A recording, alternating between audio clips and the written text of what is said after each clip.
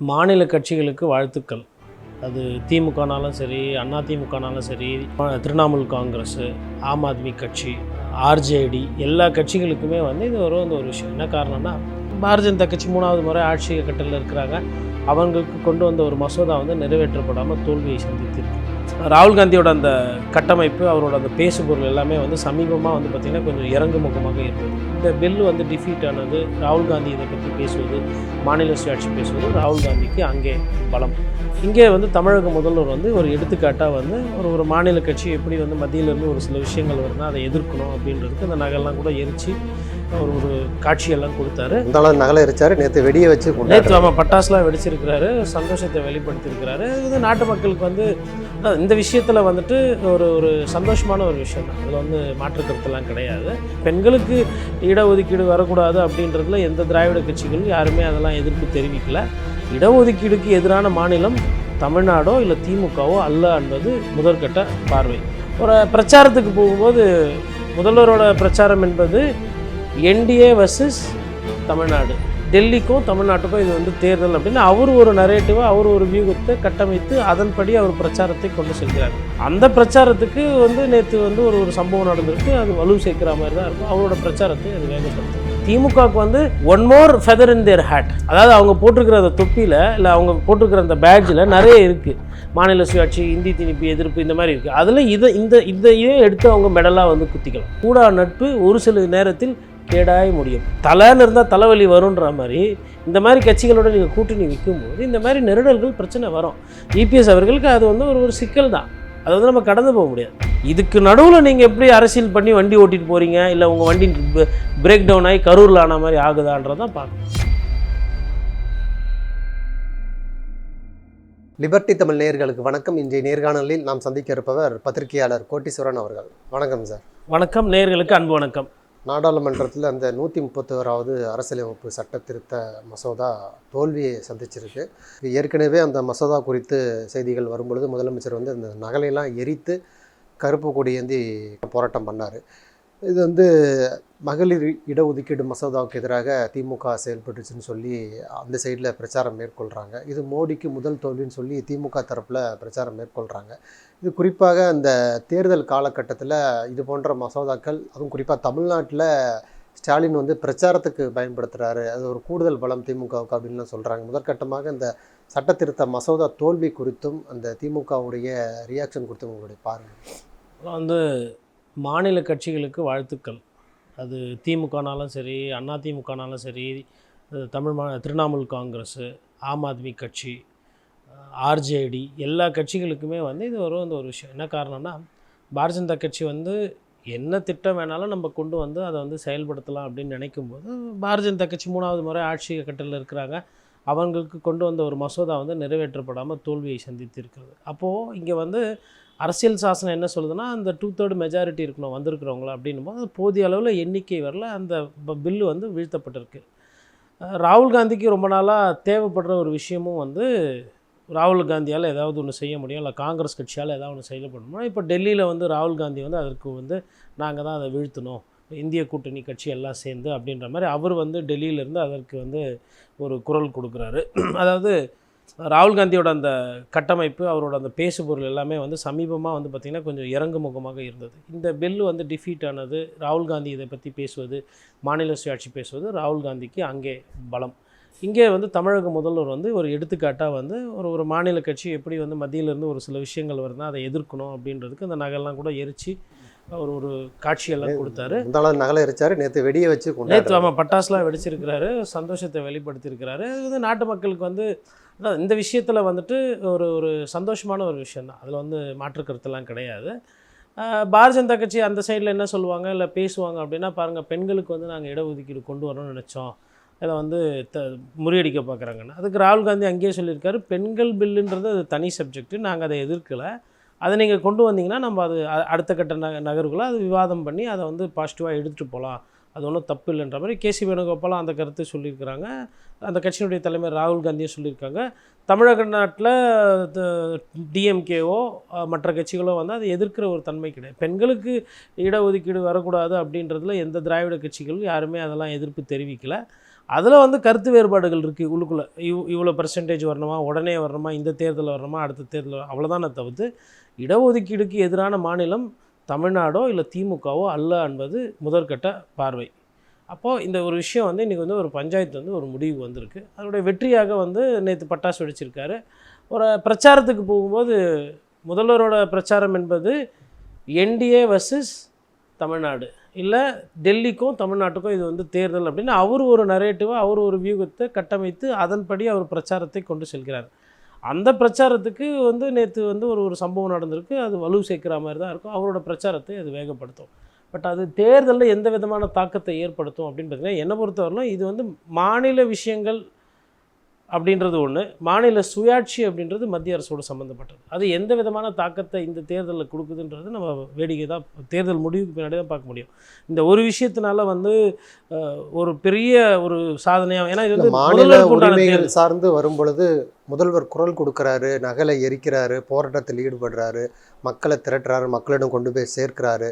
ஆனால் இன்னொரு பக்கம் எடப்பாடி பழனிசாமி அவர்கள் இதனால் எந்த பாதிப்புமே இல்லை, அதாவது விஜய் கூட எதிர்ப்பு தெரிவிக்கிறாரு, பெண்கள் இதை நாங்கள் ஏற்றுக்கிறோம், ஆனால் எடப்பாடி பழனிசாமி அவர்கள் இதனால் எந்த பாதிப்புமே இல்லைங்க, அமித்ஷாவே சொல்லிட்டாருன்னு சொல்லும்பொழுது அது ஒரு இல்லை, அவங்க சம்டைம்ஸ் அமித்ஷாவே சொல்லிட்டாருன்னும் போதெல்லாம் லைட்டாக பயம் வரும் உங்களுக்கு யதார்த்தத்தை பார்க்கும்போது.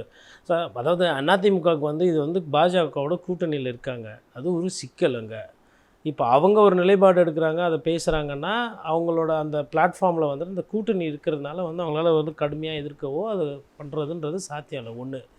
இரண்டாவது வந்து அவங்க என்ன சொல்கிறாங்கன்னா, இது வந்து ரொம்ப நாளாக செய்ய வேண்டியது, 50 விழுக்காடு ஏறுச்சுன்னா பெண்களுக்கு வந்து அதிகமாக எம்பி கிடைக்கும், அதிகமாக கிடைக்க போகிறதா இவங்க வந்து தடுத்து நிறுத்துகிறாங்கன்றது இவங்களோட நரேட்டிவ், இவங்களோட பேசுபொருள் பிரச்சாரமாக இருக்குது. பட் நான் என்ன சொல்கிறேன்னா, இந்த பாராளுமன்ற எண்ணிக்கை, உறுப்பினரோட எண்ணிக்கை இறங்குவது ஏறுவது என்பது சட்டமன்ற தேர்தலுக்கு ஒரு பெரிய இம்பேக்ட் இருக்குது. இப்போ உதாரணத்துக்கு ஈழத்தமிழ் பிரச்சனை நடந்தது. நமக்கு ஈழத்தமிழ் பிரச்சனை வந்து அதிகமாக பேசுபொருள் இருந்தது. பட் ஆனால் அது வாக்கு வங்கி அரசியலையோ இல்லை வாக்குகளுக்கு வந்து அது பெரிய அளவுக்கு கவரல. அப்படி ஒருவேளை ஈழ பிரச்சனை பெருசாக இருந்ததுன்னா காங்கிரஸ் கட்சி வந்து இங்கெல்லாம் வந்து 27 சீட்டு, அதாவது 25 சீட்டு வாங்கி 17 சீட்டு ஜெயிக்கிறதோ, இல்லை வந்து அப்படி இன்னும் கூர்மைப்படுத்தி பார்க்கணுன்னா மதிமுக பொதுச் செயலாளர் வைகோ அவர்கள் தான் வந்து முதலமைச்சராக வந்திருக்கணும். நாம் தமிழர் கட்சி அண்ணன் சீமான் வந்து இன்றைக்கி ஒரு முக்கிய பிரதான கட்சியாக இருந்திருப்பார். அப்போது இந்தியாவில் ஒரு அரசியல் நடக்குதுன்னா அது வந்து பெரிய தாக்கத்தை இங்கே ஏற்படுத்தாது. இப்போது உதாரணத்துக்கு காவேரி பிரச்சனை எடுத்திங்கன்னா அது வந்து நீர் ஆதார பிரச்சனை பக்கத்துலேயே இருக்குது. அப்போ ஒரு பிரச்சனை வந்து இது பிரச்சனை தான், பிரச்சனை இல்லைன்ற அந்த இடத்துக்கு நம்ம யாருமே போக வேண்டாம். இது பிரச்சனை தான், பெரிய பிரச்சனை. ஆனால் அந்த தன்மை, அந்த தாக்கம் இருக்குது இல்லைங்களா. டெல்லியில் ஒரு விஷயம் நடக்குது அப்படின்னுமோ அந்த தன்மை தாக்கம் வந்து கொஞ்சம் குறைவாக இருக்கும். மாநிலத்துக்குள்ளேயே ஒரு பிரச்சனை, இப்போ உதாரணம் இங்கே ஒரு சட்டம் ஒழுங்கு பிரச்சனை, இல்லை இங்கே ஏதோ வந்து ஒரு வேலைவாய்ப்பு பிரச்சனை, அது அதிகமாக இருக்கும். இது நடக்கிறது மாநில சட்டமன்ற தேர்தல்னால அது எந்த அளவுக்கு இம்பேக்ட் இருக்குன்றது நம்ம கணிக்க முடியாது. இந்த மசோதாவுடைய வெற்றி தோல்வி தாண்டி ஏற்கனவே இந்த மக்கள் தொகை அதிகரிச்சிருக்கிறாங்க. அதனால் வந்து இந்த எம்பிக்களுடைய எண்ணிக்கை உயர்த்துவது வந்து ஒரு கட்டாயமாக இருக்குன்னு பாஜக தரப்பில் சொல்லப்படுது. இன்னொரு புறம் வந்து தேர்தல் நடந்தாலும் கூட மக்களுடைய நலனை எதிர்பார்த்து பாஜக இது போன்ற மசோதாக்களை கொண்டு வராங்க. ஆனால் இங்கே இருக்கக்கூடிய கட்சிகள் வந்து அரசியல் ஆதாயத்துக்காக பயன்படுத்துகிறாங்க. ஆனால் பாஜக அப்படியெல்லாம் இல்லை, மக்கள் நலன் தான் முக்கியம்னு சொல்லி கொண்டு வராங்கன்னு ஒரு பிம்பத்தை உருவாக்குறாங்க. அதை எப்படி பார்க்குறீங்க? இல்லை, நான் அதை தான் சொல்கிறேன். இது வந்து பாரதிய ஜனதா கட்சிக்கும் இங்கே பெரிய அளவில் ஓட்டெல்லாம் வாங்கி தராது இந்த விஷயம். இப்போ பாஜக வந்து இது வந்து நாங்கள் பெண்களுக்காகவோ ஜனத்தொகை சரி செய்யணும், ஒரு சட்டப்படி ஒரு விஷயத்தை நடத்தணும் பாருங்கள், திமுக வந்து இதை எதிர்க்கிறாங்க அப்படின்னு பாஜக இப்போ அண்ணாமலை போன்றவர்கள் பேசுகிறாங்க இல்லைங்களா. அதுவுமே அவங்களுக்கு வந்து ஒரு பெரிய பலத்தை தராது. ஏன்னா இது வந்து ஒரு சென்ட்ரல் சப்ஜெக்ட். இதனுடைய தாக்கம் என்பது அரசியல் தெரிந்தவர்கள், அரசியல் அது வந்து விவாதம் பண்ணுறவங்க, அப்புறம் அந்த பொது அறிவு அதிகமாக அரசியல் பற்றின சிந்தனை, இது வருங்கால சந்ததியினருக்கு எதனா பிரச்சனை வருமா, தமிழ்நாட்டுக்கு இது பிரச்சனை வரும், அப்படி சிந்திக்கக்கூடியவர்களோட எண்ணிக்கை மிக மிக குறைவு. ஒரு இன்டெலெக்சுவல் பிளாட்ஃபார்மில் தான் அதை யோசிப்பாங்க. இதே வந்து பால் விலை நீங்கள் ஒரு 10 ரூபா ஏற்றிட்டீங்க, 20 ரூபா டீசல் விலை ஏறுது அப்படின்னா அது கிரியேட் பண்ணக்கூடிய தாக்கம் என்பது வேறு. அப்போது மக்கள், அப்போ பாஜக இதில் வந்து என்ன ஒரு மடைமாற்றம் பண்ணுறாங்க, இல்லை வந்து திமுக இதை வீழ்த்திட்டாங்கன்னு அவங்க ஒரு பிரச்சாரத்தை எடுத்து வச்சா அதுவும் எடுபடாது. அப்போ நான் என்ன சொல்கிறேன்னா, இது வந்து ஒரு சாப்டர், இந்த பிரச்சாரம் என்பது அந்த ஒரு புஸ்தகத்தில் இது வந்து ஒரு சாப்டர். அதை தாண்டி இதுதான் புத்தகம், இதுதான் சிலபஸ் அப்படின்னு நீங்கள் எடுத்துகிட்டு போனீங்கன்னா அது பெருசாக எடுபடாது. அந்த முயற்சியில் வந்து பாரதிய ஜனதா கட்சிக்கும் பெரிய வெற்றி கிடைக்காது, அந்த விஷயத்துக்கு திமுகவுக்கும் அது ஒரு பெரிய வெற்றி கிடைக்காது. திமுகவுக்கு வந்து one more feather in their hat, அதாவது அவங்க போட்டிருக்கிற அந்த தொப்பியில், இல்லை அவங்க போட்டிருக்கிற அந்த பேட்ஜில் நிறைய இருக்குது. மாநில சுயாட்சி, இந்தி திணிப்பு எதிர்ப்பு, இந்த மாதிரி இருக்குது. அதில் இதை எடுத்து அவங்க மெடலாக வந்து குத்திக்கலாம். இதுதான் வந்து பெரிய ஆயுதம், இதை வைத்தே வீழ்த்தி விடலாம் அப்படின்றது தான் தவறாக போய்விடும். இது வந்து அவர்களோட அந்த பெருமைக்கு சேர்க்குற மாதிரி நாங்கள் வந்து இந்த மாதிரி ஒரு தீர்மானம் வந்தது. அன்றைக்கி அந்த தீர்மானத்தை எதிர்த்து ஓட்டு போட்ட பிரதான கட்சியில் திமுக இருந்தது, இந்திய கூட்டணியில் நாங்கள் வந்து முக்கிய இடத்துல இருந்தோம், அது வந்து நாங்கள் இது பண்ணோம் அப்படின்னு வரலாறு புஸ்தகத்தில் இதெல்லாம் வந்து எழுதப்படலாம். மற்றபடி இந்த ஒரு விஷயத்தை வைத்து நாங்கள் மாநில தேர்தல் அரசியலில் புரட்டி போட்டு விடுவோம் அப்படின்றது அதீத பார்வை. அதே விஷயத்தை பாரதிய ஜனதா கட்சி இப்போ நீங்கள் சொல்கிற மாதிரி முயற்சி பண்ணுறாங்க இல்லைங்களா, நாங்கள் கொண்டு வந்தோம், பெண்களை வந்து முன்னேற்றம் பண்ணணும்னு நினச்சோம். ஏன் இப்போ 543 பெண்களுக்கு 33% கொடுத்துருக்கலாமே, உங்களை யார் கொடுக்க வேணாம்னு சொன்னது ஒன்று. இன்னொரு ஜனத்தொகை பெருகுது, இப்போ ஜனத்தொகை பெருகுனா வந்து மக்கள் பிரச்சனை கேட்கறதுக்கு நாடாளுமன்றத்தில் உறுப்பினர் வரக்கூடாதா அப்படின்றாங்க. நான் என்ன கேட்குறேன், வாக்குறுதி கொடுக்குறாங்களே எல்லாரும் 50% தமிழ்நாட்டுக்கு உயரம் குறையாதுன்னு வாக்குறுதி நான் கொடுக்குறாங்க. என்ன சொல்கிறேன்னா, பிரதமரும் கொடுக்குறாரு, உள்துறை அது அமைச்சர். கரெக்டு, நீங்கள் வாக்குறுதியெல்லாம் கொடுக்குறீங்க, ரைட்டு. நான் என்ன சொல்கிறேன்னா, ஜனத்தொகை பெருகுவது என்பது ஒரு பிரச்சனை, அது வந்து வரப்பிரசாதம் கிடையாது. ஜனத்தொகை வந்து குறைவும் கூடாது, பெருகவும் கூடாது, அது ஒரு சமநிலையில் இருக்கணும். அப்படி சமநிலையில் இருந்து அப்போ அது வாழ்வாதாரம் பெருகுது, வேலைவாய்ப்பு நல்லா இருக்குது, வாழ்பவர்களோட வயது கூடுது அப்படின்னா ரைட்டு. ஆல்ரெடி இன்றைக்கி டெல்லியில் வந்து வாழ்பவர்களோட சராசரி ஆயுசு குறைகிறது. தொற்றுநோய், அதாவது லங்ஸ் இன்ஃபெக்ஷன் வருது, மூச்சு திணறல்னால வரக்கூடிய நோய்கள் அதிகமாக இருக்குது. கொரோனா காலத்தில் பார்த்தோம் டெல்லியில் அதிகமான ஃபேட்டலிட்டி பட்டுன்னு ஷார்ட் ஸ்பேனில் நிறைய பேர் இறக்கிறத பார்த்தோம். காரணம் என்னன்னா, அவங்களோட அந்த காற்று, சுவாசிக்கிற காற்று கலப்படம் ஆகிடுச்சு, குடிக்கிற தண்ணி கலப்படம் ஆகிப்போச்சு. இப்போது இந்த பிரச்சனைகள்லாம் வந்து இருக்கும்போது இன்னும் நீங்கள் ஜனத்தொகை பெருகிட்டே போகுது, அதுக்கேற்ற மாதிரி நாங்கள் பாராளுமன்ற உறுப்பினர் ஏற்றிக்கிட்டே போகிறோன்னா அப்போ உங்களுக்கு அந்த ஒரு அரசியல் ஆதாயத்துக்கு பண்ணுற மாதிரி தான் எனக்கு தோணுது. இந்த மக்களுக்கு போய் அது போய் சேரணும் இல்லையா, நலத்திட்டங்கள். மக்களுக்கு நான் என்ன சொல்கிறேன்னா, அந்த குறிப்பிட்ட ஜனத்தொகையை கேரளா, தமிழ்நாடு போன்ற மாநிலங்கள் வந்து நீங்கள் சொன்னதை கேட்டு, அதாவது மத்திய அரசு அன்னைக்கு எந்த மத்திய அரசு இருந்ததோ அந்த அரசு சொன்னதை கேட்டு ஜனத்தொகையை கட்டுப்படுத்தி ஒரு வளர்ந்த மாநிலமாகவும் வளர்ச்சியை நோக்கி செல்கின்ற மாநிலமாக உருவெடுத்திருக்கிறது தென்னிந்திய மாநிலங்கள். இதில் வந்து நான் தமிழ்நாடு தனியாகவும் ஆந்திராவும் தனியாகவும் கர்நாடகா, கேரளா பிரித்து பார்க்க விரும்பலை. பொதுவாக தென்னிந்தியாவில் வந்து ஜனத்தொகை என்பது கட்டுப்படுத்தப்பட்டு கல்வி, அடிப்படை சுகாதாரம், இந்த மாதிரி வசதிகளில் வந்து தென்னிந்தியா வந்து வட இந்தியா வந்து மேலோங்கி இருக்குது. அதற்கு காரணம் திட்டமிடுதல், புரிதல், அரசு கொள்கை என்னவோ அதற்கு ஏற்றாற்போல் காயினவத்தி பிளானிங் கமிஷன் சொன்னதுக்கு ஏற்ற மாதிரி போயிருக்கிறாங்க. அப்படி போனவங்களை இன்றைக்கி அவங்களோட எம்பியை ஏற்றுற மாதிரி ஏற்றிட்டு மற்ற எம்பி வந்து அதுக்கு ஏற்ற ஜனத்தொகைக்கு ஏறும்போது அங்கே கூடுதலாக தான் ஏறப்போகுது. இல்லை, அதற்காக அந்த மக்கள் பாதிக்கப்படுவாங்கள்ல. இப்போ இங்கே இருக்கக்கூடிய எம்பிக்கள் எண்ணிக்கை, மக்கள் அடர்த்தி கம்மியாக இருக்கிறாங்க, அங்கே அப்படி இல்லை, அதனால தான் இவ்வளோ பாதிப்பு இருக்குது. அதுபோல் எம்பிக்களை அதிகப்படுத்தினா அங்கே இருக்கக்கூடிய மக்களும் வளர்ச்சி அடைவாங்கல்ல. மக்கள் ஒரு உதாரணம் சொல்கிறேன் உங்களுக்கு. இப்போ பாண்டிச்சேரி இருக்குது, பாண்டிச்சேரியில் வந்து ஒரே ஒரு எம்பி தான். இப்போது உத்தரப்பிரதேசம் இருக்குது, உத்தரப்பிரதேசில் 80 எம்பி, அங்கே பாதின்றது 40 எம்பி, 120 எம்பி, ஓகேங்களா. இங்கே பாண்டிச்சேரி ஒரு எம்பி, அது அப்படியே நீங்கள் ரெட்டிப்பாடினாலும் 2 எம்பி. 120 எம்பி எங்கே இருக்குது, பாண்டிச்சேரி 2 எம்பி எங்கே இருக்குது. சரி, பாண்டிச்சேரி வச்சு யூனியன் பிரதேசம், அப்போ 120 ஒன்று போகுது, ஒன்று 2 தான் மடங்கு. அப்போ பாண்டிச்சேரி மக்களுக்கு அப்படின்னு பார்க்கும்போது அந்த 2 இப்போ அப்போ என்ன சொல்லுவாங்க, அதோட ஜனத்தொகை அதிகம், இதோட ஜனத்தொகை கம்மி. சரி, இப்போ தமிழ்நாடு எடுத்துக்கோங்க, அவங்களுக்கு 120 கிடைக்குதுன்னா இங்கே 60 தான் கிடைக்கும். அப்போ எனிடே வந்து அந்த நம்பர் அதிகமாகும் போது என்னன்னா, தேசிய கட்சிகள், குறிப்பாக பாரதிய ஜனதா கட்சி போன்ற கட்சிகளுக்கு வந்து அது ஒரு அரசியல் பண்ணுவதற்கு சுலபமாக இருக்கும். அதை மையமாக வச்சு தான் அவங்க பண்ணுறாங்களே தவிர்த்து மற்றபடி மக்கள் மீது ஒரு பெரிய அக்கறை இருக்குது, மக்களுக்கு வந்து இதனால் மாறுன்ற மாதிரி தெரியல. இது வந்து ஒரு 2 நாள் பேசுபொருள். இன்ஃபேக்ட் நீங்கள் வேணால் பாருங்கள், டீலிமிட்டேஷன் வர தேர்தலில் ஒரு பெரிய பொருளாக இருக்கா. காரணம்னா, நான் தமிழ் தேசிய இஷ்யூ பார்த்துருக்குறோம், ஈழத்தில் நடந்தக்கூடிய பிரச்சனைகள். அதே மாதிரி நாடு முழுவதும் வந்து உங்களுக்கு பதான்கோட் சம்பவம் ஆகட்டும், இல்லை வந்து உங்களுக்கு கார்கில் போன்ற விஷயங்களாகவும் பேசுபொருள் இருக்குது.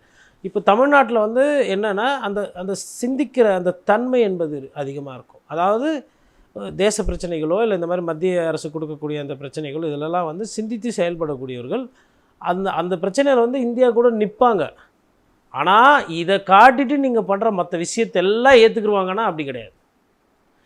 எதுக்கு அப்படின்னா அந்த கேள்விகள் இருக்கும். இப்போது உங்களுக்கு புல்வாமா அட்டாக்கில் வந்து பார்த்திங்கன்னா அந்த தன்மை என்பது உத்தரப்பிரதேசத்தில் தாக்குதல் அதிகமாக இருக்கும், அது தாக்கம். தமிழ்நாடுன்னு வரும்போது வந்து சரி, அவங்க அட்டாக் பண்ணுறவரில் நீ என்னப்பா பண்ணியிருந்த, நீ ஏன்ப்பா முன்னெச்சரிக்கை எடுக்கலைன்ற ஒரு கேள்வியை கேட்பாங்க. அவங்க என்ன பண்ணுவாங்கன்னா, அவங்க அட்டாக் பண்ணிட்டாங்க, நம்ம திருப்பி பதிலுக்கு பதில் ரத்தத்துக்கு ரத்தம் நம்ம கொடுத்து அவங்கள வீழ்த்தணும் அப்படின்ற அந்த புரிதலுக்கு அங்கே வெற்றிகரமாக அவங்களால பிரச்சாரத்தை செய்ய முடியும். இங்கே வந்து அந்த பிரச்சாரத்தை செய்யும்போது கரெக்டு, வாஸ்தவம் தான், உங்ககிட்ட பொருள் இருக்குது, ஆர்மியில் கேம்ப் இருக்குது, இன்டெலிஜென்ஸ் இருக்குது, ஹெலிகாப்டர் இருக்குது, எல்லாம் இருக்குது, ரேடார் இருக்குது. அவன் வர வரல நீ என்ன சார் பண்ணியிருந்த, நீ ஏன் வந்து செக்யூரிட்டியில் மெத்தனமாக இருந்தால், ஏன் விட்ட அதை ஏன் கவனிக்கலை அப்படின்ற மாதிரி கேட்பாங்க. இவ்வளோ தான் வித்தியாசம். அவங்க வந்து ஒரு கோஷத்தை முன்னெடுத்து அதில் பயணம் பண்ண ஆரம்பிச்சிடுவாங்க. இவங்க நான் உங்க கூட தான் இருக்கிறேன், நான் வரியை கட்டுறேன், காசை கொடுக்குறேன், நாளைக்கு போர்னா கூட வந்து நிற்பேன், ஆனால் எனக்கு ஒரு சில விளக்கம்லாம் இருக்குது, இந்த விளக்கத்துக்கெல்லாம் பதில் சொல்லிவிட்டு ஏன் இராணுவ வீரருக்கு ஹெலிகாப்டர் கொடுக்கல, ஏன் வந்து அந்த ஹைவேல இன்டெலிஜென்ஸ் வந்ததாமே, ஏன் அதில் மெத்தனமாக இருந்தீங்க, யாரோட ஃபெயிலியரு, எந்த அரசோட ஃபெயிலியரு, அங்கே போய் விமானத்தை எடுத்துன்னு போய் குண்டு போடுறதெல்லாம் போடலாம், நான் அங்கே வேணான்னு சொல்லலை, துப்பாக்கி எடுத்து போய் சண்டை போடலாம், வேணாம் சொல்ல, இந்த கேள்விக்கெல்லாம் கொஞ்சம் பதில் சொன்னிங்கன்னா நல்லாயிருக்கும்னு கேட்குறது தான் இந்த தென்னிந்தியாவோட குறிப்பாக தமிழ்நாட்டினுடைய சிறப்பு. இல்லை, அதே மனநிலையில் தான் இப்போ எடப்பாடி இருப்பாருன்னு பார்க்கலாமா? ஏற்கனவே பாஜகவோட கூட்டணி வைத்ததுக்கு பல்வேறு விமர்சனங்கள், இப்போ சும்மா கிடந்த மசோதாவை தேர்தல் நேரத்தில் கொண்டு வந்து விழுகிற ஓட்டுக்கு பங்கம் விளைவிச்சிட்டாங்கன்னு சொல்லி எடப்பாடி ஒரு மனநிலையில் இருக்கிறாருன்னு சொல்கிறாங்களா? அதை எப்படி பார்க்க? அதுங்க இதெல்லாம் வந்து நெருக்கடி, ஒரு கூட்டணின்னு போகும்போது ஒரு சில நெருக்கடிகள் வரும். இப்போது சுப்ரீம் கோர்ட் எவ்வளோ விஷயங்கள் வந்து சொல்லியிருக்கிறாங்க. இப்போ வந்து கச்சத்தீவு பிரச்சனையில் வந்து ஸ்ரீலங்கா பிரச்சனை, கச்சத்தீவு பிரச்சனை, அதுக்கப்புறம் நீட்டு மசோதா, இதில் வந்து திமுகவுக்கு ஒரு நெருக்கடி இருக்குது. எதனால் நெருக்கடி? காங்கிரஸோட கூட்டணி, கூடா நட்பு ஒரு சில நேரத்தில் கேடாய முடியும். அதே மாதிரி இப்போ இங்கே வருவோம், பாரதிய ஜனதா கட்சி, அதிமுக, கூடா நட்பு ஒரு சில நேரத்தில் கேடாய முடியும். இப்போ அண்ணாமலை அவர்கள் சில நேரத்தில் கடந்த காலத்தில் பிரச்சாரம் பண்ணது பார்த்து இப்போ வந்து அவர் இப்போ பிரச்சாரம் பண்ணுறாரு. அப்போது இந்த மாதிரி சிக்கல்கள், அங்கே ஒரு பிரவீன் சோடங்க இருந்தால் இங்கே ஒரு அதிமுக பாஜகவில் ஒருத்தர் இருப்பார். இது வந்து அதாவது தலைன்னு இருந்தால் தலைவலி வருன்ற மாதிரி இந்த மாதிரி கட்சிகளோட நீங்கள் கூட்டணி வைக்கும்போது இந்த மாதிரி நெருடல்கள் பிரச்சனை வரும். இபிஎஸ் அவர்களுக்கு அது வந்து ஒரு சிக்கல் தான், அதை வந்து நம்ம கடந்து போக முடியாது. அவர் என்ன பண்ணுவார், அவரால் என்ன சமாளிக்க முடியுமோ சொல்லுவார், பேசுவார். பட் அதை தாண்டி இங்கே வந்து தேர்தல், இந்த தேர்தல்னு வரும்பொழுது அது திமுகவோட வாக்கு வங்கி, திமுகவுக்கு உண்டான தேர்தல், அதிமுகவோட வாக்கு வங்கி, அதிமுகவோட தேர்தல். இந்த ரெண்டு கட்சிகளை தாண்டி தமிழ்நாட்டில் இன்றைக்கி சூழ்நிலையில் பெருசாக சிந்திக்கிற மாதிரியோ இல்லை பெருசாக வந்து வாக்குகள் அள்ளி வீசுகிற மாதிரி ஒரு அரசியல் களத்தையும் உருவாக்கலை. இப்போ இவ்வளோ பேசியிருக்கோம், நம்ம திமுக பற்றி பேசியிருக்கோம், அதிமுக பற்றி பேசுகிறோம், பிஜேபி, காங்கிரஸ் எல்லாம் பேசுகிறோம். இப்போ தாவேக்கா அது எதிர்ப்பு அப்படின்றது இதுனா வெறும் எதிர்ப்பு தெரிவிக்கிற ஒரு விஷயமா? அதில் வந்து ஒரு முடிவு, அதில் ஒரு தீர்வு, அதில் டெப்த்து அப்படின்றத தெளிவுபடுத்தணும். சும்மா நானும் வந்து 10 எதிர்க்கிறேன், ஏற்கிறேன், அந்த நிலைப்பாடு தான் அவர். அது வந்து விஜய் அவர்கள் தான் இதில் வந்து டீட்டெயிலாக பேசணுன்னா ஆமாம் விஜய் தான் பேசணும், மற்றவர்கள் பேசினாங்க மற்றவர்கள், அவருக்கு இதில் என்ன புரிதல் இருக்குது, இது என்ன அப்படின்றது. தேர்தல் நேரத்தில் கூட்டணி என்பது வேறு, மற்றபடி அந்த கட்சியோட கொள்கை வேறு அப்படின்னு நான் சொல்லலை. இவங்க பல வருஷமாக அதை தான் சொல்கிறாங்க. அதனால் நீங்கள் கேட்ட கேள்விக்கு அவங்கக்கிட்ட போய் நம்ம கேட்டால் இதே தான் அவங்க சொல்லுவாங்க. அதனால் இதில் வந்து அதாவதுங்க என்னால் ஒன்று விஷயம் தெளிவாக சொல்ல முடியும். திராவிட கட்சிகள், மாநில கட்சிகள்ன்றது ஒரு பாஸ்கெட்டில் இருக்கும், தேசிய கட்சிகள் அப்படின்றது ஒரு பாஸ்கெட்டில் இருக்கும். இப்போ கம்யூனிஸ்ட் கட்சி நல்லா பேசுவாங்க, நாளைக்கு வந்து அவங்க கேரளாவில் இருக்கும்போது கொஞ்சம் தண்ணி கொடுங்க சார் அப்படின்னா, என்ன இது தண்ணி கேட்டுட்டீங்க அப்படின்வாங்க. இல்லைங்க தோழர், நீங்கள் வந்து தமிழ்நாட்டிலலாம் பாருங்கள் நான் எப்படி நல்லா பழகுறோம் அப்படின்னா, அது ஒரு சிக்கல் இருக்குது. முல்லை பெரியாரில் ஓப்பனாக யாருன்னா ஒருத்தர் சொல்லுங்கள். அப்போ தேசிய கட்சின்னு வரும்போது அவங்க வந்து நம்மளை வந்து இந்த மாநில பிராந்திய கட்சிகளாக தான் பார்க்குறாங்க. அதனால தான் சொல்கிறேன் நான், அது கம்யூனிஸ்ட் கட்சி மோசமான கட்சின்னு சொல்லலை. நல்லா இருக்கக்கூடிய நல்ல கொள்கைகள் கொண்ட கம்யூனிஸ்ட் கட்சியை முல்லை பெரியார்னு வரும்போது தமிழ்நாடு வேறு கேரளா வேறையாக மாறுது இல்லையா? அதை காங்கிரஸ் கட்சி தமிழ்நாடு ரொம்ப பிடிக்குது, ராகுல் காந்திக்கு ரொம்ப பிடிக்குது, எல்லாம் இருக்குது, தண்ணி கொடுப்பா அப்படின்னா சிக்கல். சரி, பாரதிய ஜனதா கட்சி அதிமுக கூட்டணியில் இருந்தது, கர்நாடக விஷயத்தை கொஞ்சம் நல்லா பண்ணி கொடுங்கன்னா தண்ணி பிரச்சனை. அதாவது இது இதெல்லாம் வந்து சிக்கலுங்க, அதெல்லாம் வந்து சிக்கல் இல்லாமல் இல்லை. இதுக்கு நடுவில் நீங்கள் எப்படி அரசியல் பண்ணி வண்டி ஓட்டிகிட்டு போகிறீங்க, இல்லை உங்கள் வண்டி பிரேக் டவுன் ஆகி கரூரில் ஆன மாதிரி ஆகுதான்றதான் பார்க்கணும். நன்றி. நிறைய நல்ல தகவல்களை நேயர்களுக்கு சொல்லியிருக்கீங்க. உங்களுடைய நேரத்துக்கு நன்றி.